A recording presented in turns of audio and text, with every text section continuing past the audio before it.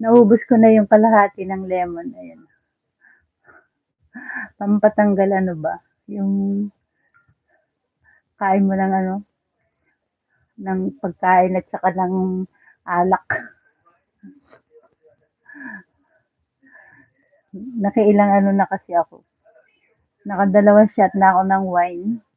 Tapos nakadalawang can na ako ng yung parang ano plum. Plum yung lasa pero ano, hindi siya matamis. Maasim talaga siya, plum.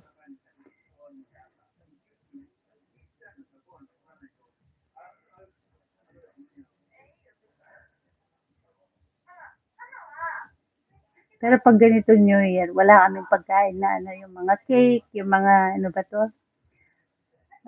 Iba yung pagkain nila pag New Year dito eh. Pero naano mo naman yung pagkain nila. Iba-iba kasi. Yung laman.